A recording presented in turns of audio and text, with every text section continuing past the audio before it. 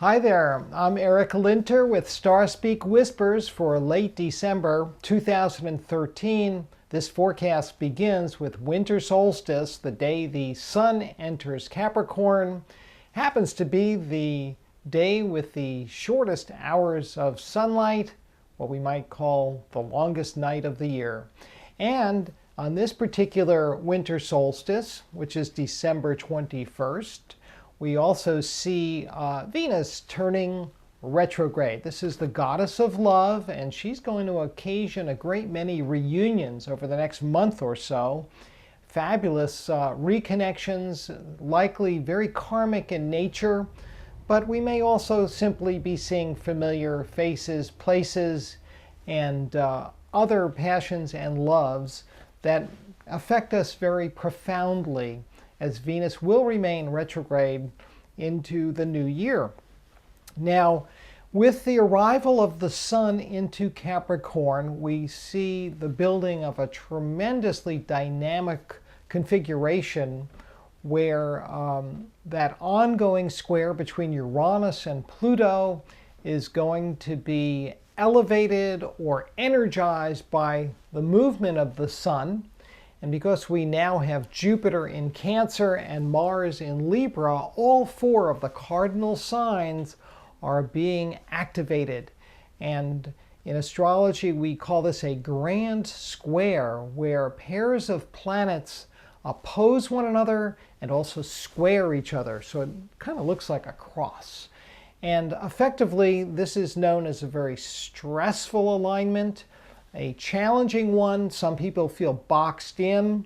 The principal players are, again, Uranus and Pluto, Jupiter in Cancer, Mars in Libra, and Uranus happens to be in Aries.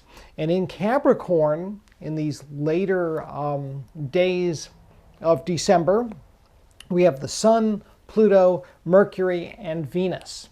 So the majority of the planets are involved. And this is very transformative energy. It can be very stressful. It may trigger a new round of hostilities globally. The outbreak or the likelihood of an outbreak of war is strong. The likelihood of a terrorist attack is increased. In our personal lives, again, we are subjected to pressures. And of course, the holidays alone can be very difficult. But if you've got a spiritual practice, it's time to exercise those spiritual muscles and do what you can to maintain your inner poise. On the 24th, Mercury is going to arrive in Capricorn.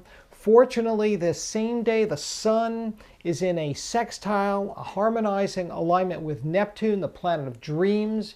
And here we do have some ray of sunshine. This is an angle that precipitates a great deal of faith and optimism, and in a way reminds us of the deeper meaning of the return of the light. And this really hinges on our capacity to face our source, call it the Creator, the Great Spirit, Buddha, Jesus, whatever it is you believe is the higher power. The sextile between Sun and Neptune on Christmas Eve invites us to basically get in tune with those higher beings and invoke the presence of spirit into your life. On Christmas Day, we have a series of really difficult aspects involving both these outer planets, but also lunar, more short-lived alignments, because the moon does move so quickly. But, you know, it's kind of like one of these Hollywood movies where people show up for something like a Christmas dinner and everybody's behaving very badly. Do what you can, again, to stay on top of things, keep your mind right, have a sense of humor, and you should make it through this potentially very challenging series of aspects. Things don't really ease up, you know, as we head towards the new year. The Sun squares Uranus on December 30th, and we have an increased likelihood of an accident or some what's the right word for it? Earthquakes, tsunamis, these planetary physical changes. In essence, anything goes as we head towards the new year. I would really advise people stay out of potentially difficult or dangerous situations. And this means that, a place like Times Square is probably best avoided. As New Year's Eve arrives, Mercury is conjunct Pluto, the planet of obsession and compulsion. We have a very strongly ideological kind of, commitment and narrow-mindedness we may see. Mercury is also squaring Mars, so folks are likely to express their frustrations through hostile actions. And so, the year wraps up with some potentially dangerous energy flying around. Fortunately, it happens to be the last day of the lunar cycle. Curiously, the year is closing out just as the lunar cycle is as well. And this can help basically calm things, and fundamentally it's about having less energy. So if you feel like staying in and being more, inwardly aware, that's basically what the moon is urging us to do.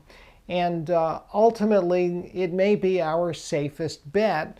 And so a quiet New Year's at home is going to be certainly very appealing for a lot of people, and I would recommend it. I want to thank you for listening to me today, and invite you to contact me for readings at stars@ericlinter.com. Find my daily forecasts at spiritofchange.org. And remember, keep looking up.